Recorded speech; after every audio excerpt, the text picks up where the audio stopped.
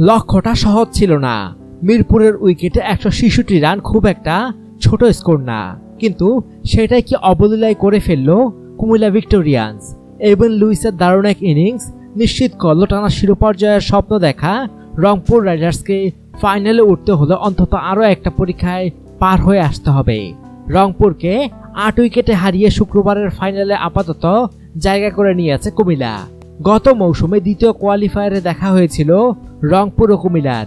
সেবার মহাবিতর্কিত কিছু মুহূর্ত উপহার দিয়ে ফাইনালে উঠা রংপুর শেষ পর্যন্ত জিতেও গিয়েছিল পিপিএল। এবার দুদলের দেখা হয়েছে প্রথম কোয়ালিফায়ারে।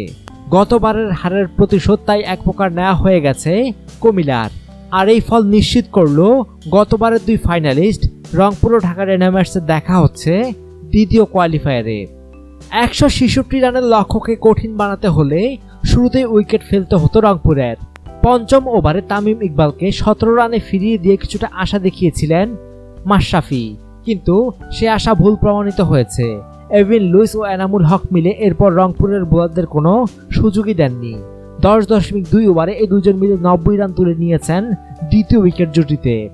16তম ওভারের প্রথম বলে এনামুলকে 39 রানে বিদায় করেছিলেন শফিউল ইসলাম, কিন্তু এতে ম্যাচের গতি বদলায়নি।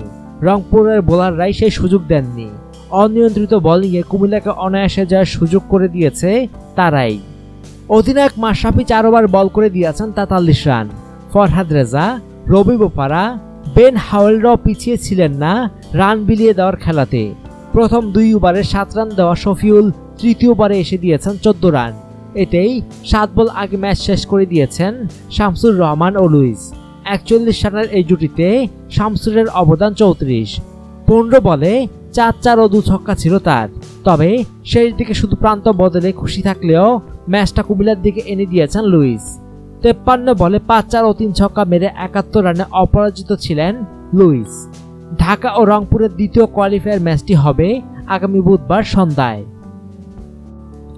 অনুগ্রহপূর্বক সংবাদটি শেয়ার করুন এবং দেশ বিদেশের সর্বশেষ খবর জানতে স্পোর্টস লাইট সাবস্ক্রাইব করে রাখুন।